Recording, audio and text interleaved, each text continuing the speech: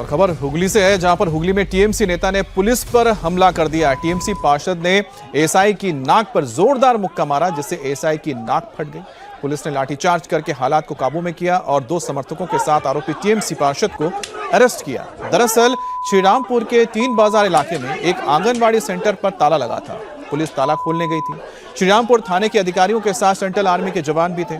इस दौरान श्रीरामपुर के नगर पालिका के वार्ड नंबर 10 के तृणमूल पार्षद राजेश शाह उर्फ ककुआ ने उन्हें ताला खोलने से रोक दिया। अब पुलिस से बहस हो गई और बहस के दौरान पार्षद ने अचानक ही एएसआई नटराज की नाक पर मुक्का मार दिया और उसकी नाक फट गई, खून बहने लगा, जिसके बाद पुलिस ने अच्छी तरह से ककुआ का इलाज किया और इस वक्त ककुआ टीएमसी के जो पार्षद हैं पुलिस की गिरफ्त में है।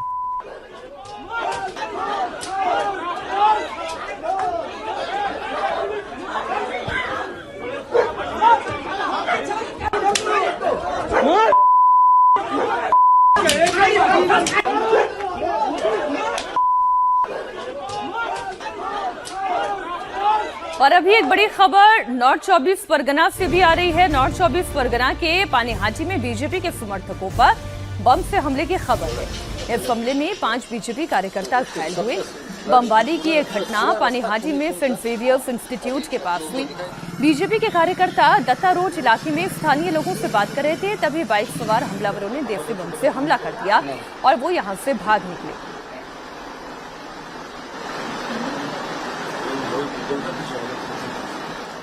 और वहीं पर उत्तर 24 परगना के बोशीरहाट में पार्टी का झंडा लगा रहे बीजेपी समर्थकों पर फायरिंग की गई है। राहत की बात तो ये रही कि फायरिंग में किसी को गोली नहीं लगी।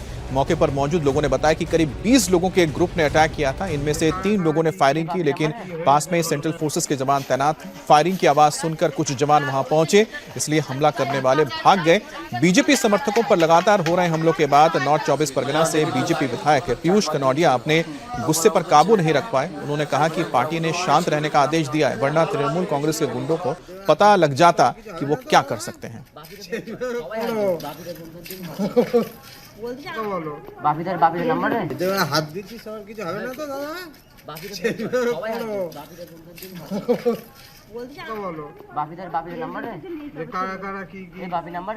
बंगाल में चुनावी हिंसा की खबरों के बीच मुर्शिदाबाद के सालार इलाके में बड़ा बम धमाका हुआ है।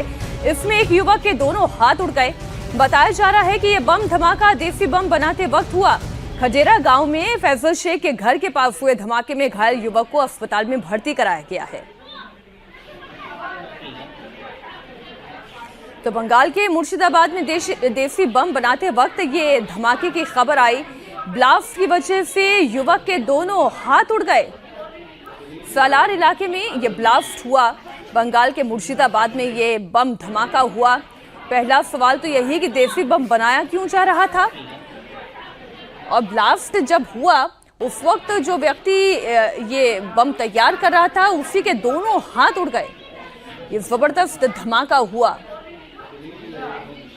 पश्चिम बंगाल के अलग अलग इलाकों से इस तरीके की कहीं पर धमाके की, कहीं पर पथराव की, कहीं पर मारपीट की खबरें सामने आ रही है। और अब खबर चंद्रनाथ रथ हत्याकांड से जुड़ी हुई है। शुभेंदु अधिकारी के पीए चंद्रनाथ रथ के हत्यारों को पकड़ने के लिए जांच एजेंसियां ताबड़तोड़ दबिश डाल रही हैं। हत्याकांड की जांच के लिए एसआईटी का गठन किया गया है, जिससे आईजी लेवल के अधिकारी लीड कर रहे हैं। एसआईटी में अलग अलग जिलों के पुलिस अधिकारियों को शामिल किया गया है। पुलिस ने कई संदिग्धों को हिरासत में लिया है, उनसे पूछताछ भी हो रही है, लेकिन जिन लोगों ने गोली चलाई वो अभी भी फरार हैं। उन्हें पकड़ने के लिए बांग्लादेश से सटे इलाकों में अलर्ट जारी कर दिया गया है। पुलिस को अंदेशा है कि हमलावर बांग्लादेश भाग सकते हैं। तो आईजी लेवल के अधिकारी इस पूरे तफ्तीश को लीड कर रहे हैं और इसमें कई जिलों के पुलिस अधिकारियों को शामिल किया गया है। और सबसे बड़ा सवाल है कि हमलावर आखिरकार इस हत्याकांड को अंजाम देने के बाद किस ओर भागे हैं। अंदेशा यह है कि ये भागकर बांग्लादेश की ओर जा सकते हैं, इसलिए बांग्लादेश से सटे इलाकों पर इस वक्त हाई अलर्ट जारी कर दिया गया है। खासतौर पे बोशीरहाट का इलाका है। अब बोशीरहाट के इलाके में दिक्कत यह है कि नदी और नाले यहां पर होने की वजह से पानी का रास्ता है जहां पर फेंसिंग नहीं है। तो ऐसे में इस इलाके से आसानी से कोई भी पार करके दूसरी तरफ सरहद को पार करके जा सकता है, और यही वजह कि यहां पर अलर्ट दिया गया है। इसके अलावा पुलिस की कोशिश यह है कि सीसीटीवी के जरिए जो चेहरे सामने आए हैं उनको देखा जाए, उनके बारे में और जानकारी जुटाई जाए और उन हमलावरों तक पहुंचा जाए। तो इस वक्त पुलिस के लिए सबसे बड़ी कार्रवाई यही करनी है कि उनको इन हमलावरों को तलाशना है और उन्हें कानून के तहत सजा दिलानी है ताकि जो लोगों का इकबाल है कानून पर वो कायम हो। और यही वजह थी जिसकी वजह से ये परिवर्तन हुआ है और ममता की सरकार को हटाकर बीजेपी की सरकार लाई गई है।